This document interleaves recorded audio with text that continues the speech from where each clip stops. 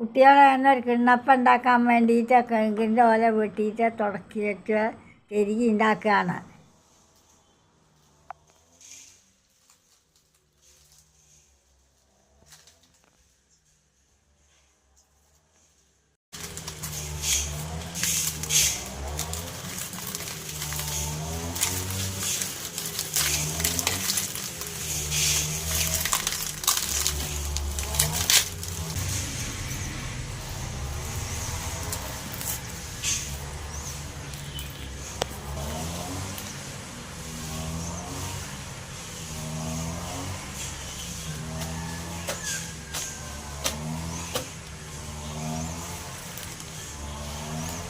രണ്ട് താടി നൂൽപുട്ടിൻ്റെ പൊടിയാണ് കേട്ടോ എടുക്കുന്നത്.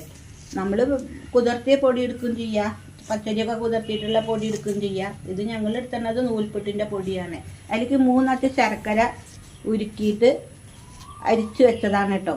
അത് ഇതിലേക്ക് ഒഴിച്ചു കൊടുക്കുക. അമ്മ ഇളക്കിക്കോളും.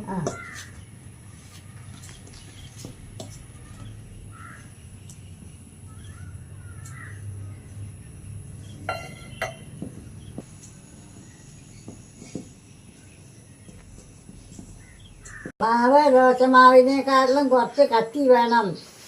ഒരു മുറി നാളികേരം ചെറുകീരണ്ട് അത് കൂടി ഇതിലിട്ടിട്ടൊന്ന് ഇളക്കിയിട്ട് എടുക്കുകയാണ്. അപ്പം നമ്മുടെ കിണ്ണപ്പം ഉണ്ടാക്കാൻ വേണ്ടിയിട്ട് കുറച്ച് വെള്ളം അടുപ്പത്ത് വെച്ചിട്ടുണ്ട് കേട്ടോ.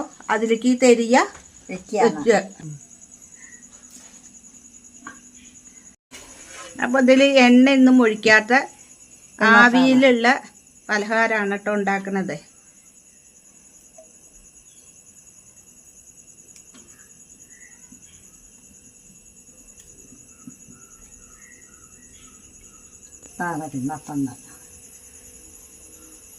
തെരിയേമ്പിലേക്ക് കിണ്ണം വെക്കുകയാണ് കേട്ടോ. ഇനി ഒന്നും കൂടി ഉണ്ടാക്കാണ്ടേ, അത് ഈ ചെമ്പിൽ കൊള്ളില്ല. അപ്പോൾ ഓരോന്നായിട്ട് ഉണ്ടാക്കുകയാണ്. നമുക്കിതൊന്ന് കവുത്തി കൊടുക്കാം. അപ്പം നമ്മുടെ കിണ്ണപ്പം വെന്തോന്ന് നോക്കാം. വെന്തുണ്ട് കേട്ടോ. ശരിയായിട്ടുണ്ടാ? നീ ശരിയായിരിക്കും കൊട്ടുകയാണ്.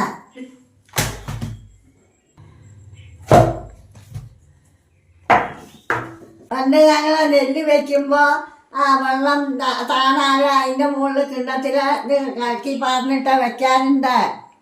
ഇനി ഓരോ കഷ്ണങ്ങളും എടുത്ത് കഴിക്കാം.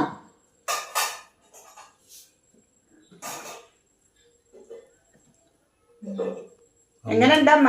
നല്ല ചാറുണ്ട്.